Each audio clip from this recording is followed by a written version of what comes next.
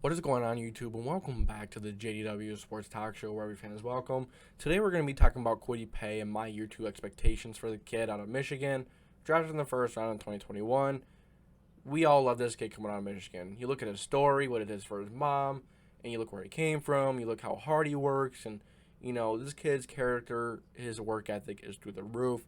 Typical Chris Ballard Colts organization guy. Love the kid. So, last year, when you would ask a Colts fan, a Colts podcast, their expectations for the rookie, it was around 5 to 7 sacks. And exactly what he got was 5 sacks. So, very similar to the expectations that were, set for this kid coming out of Michigan. So, if you enjoy Colts content, NFL content, make sure you like, subscribe, put the post notification bell on so you don't miss any future videos. Year 2 expectations are here. So, year 1, you look at year 1, started slow. Right, we all knew coming out of college, coming out of Michigan, that he was raw in rushing the passer, in rushing the quarterback. But we knew he was ready, very good in stopping the run, being a brick wall. He has a lot of power. He's very fast, very twitchy. So he has all the makings. He has all the tools in the shed to be a very good defensive end. Now, in the beginning of the season, he started slow. But that is expected from a rookie with raw ability in the passing game and rushing the passer. But those reps are so valuable. So happy he got them in. And then he got hurt middle of the season. He had like an ankle sprain, ankle stuff, whatever. It was a little minor injury. Comes back, and even before that, he had a lot of pressures. But when he came back, he was different. He was even better. He had like an extra week and a half to, settle down, get to know the playbook a little more, learn the defense, maybe watch some tape and elaborate on his play so far. And he did just that. He figured a lot out in that week and a half and 2 weeks. A lot out. So when he came back from that injury, the kid was very good. Down the stretch of the season, he got 5 sacks. He won forced fumble. He was very good towards the end of the season. That engine started firing. That engine started getting hot, getting strong. He was heating up. So, you look at year 2, and what are the expectations set for him?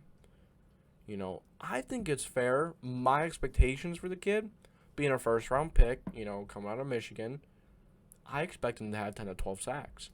I think that's very fair, especially if he plays like he did towards the end of last season.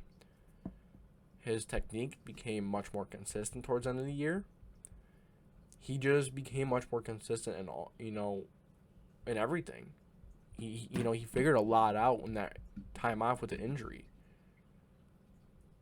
So, 10 to 12 sacks, 2 to 3 forced fumbles, I think would be an awesome year for Kwitty Paye.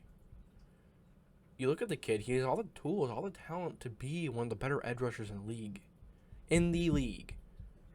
So I want to see it start pumping this year coming up. I want to see him get 10 to 12 sacks. He's a first round pick. Just gotta start producing soon.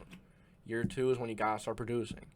Now, if he was a 3rd or 4th round pick, I'd be okay with 7 to 10 sacks, 7 to 9 sacks. But he was a first round pick. He has the ability to get 10 to 12 sacks, get a lot of tackles for losses, some more forced fumbles, and he absolutely has the ability to do so. With Unique Ngakoue on the other side, with Buckner in the middle, Deo Dangmo, Taekwon Lewis, hopefully he comes back healthy, Grover Stewart. Knowing, it's going to make it easy on him and the other guys around him. So, my final note is, when you have a pass rush, it makes it a hell of a lot easier to close out games. You go and you look at, when we had Robert Mathis and Dwight Freeney. We closed out so many games, because of Peyton Manning and how smart he was. But when you go down and score a touchdown, score a field goal with a minute and a half left, when you have an edge rush and the opponents have a minute and a half to score, it makes it a lot difficult for them to march down and kick that game-winning field goal. To march down and score that game-winning touchdown, it's a lot more difficult. It makes the whole game a crap ton more difficult for the opposing team. So Kwitty Paye can make that jump. And us having Yannick Ngakoue on the other side, Buckner in the middle, Grover Stewart, Deo, I want to see him make a jump. This edge rushing room is going to be very good, very dynamic. Love this room. Very good room. So that's all I got for you guys today. Thank you for tuning in to the JDW Sports Talk Show, where every fan is welcome. If you enjoyed the video, make sure to like, subscribe, put the post notification bell on so you don't miss any future videos. So that's going to be it from me in this video. Thank you for tuning in once again. This is JDW Sports Talk Show.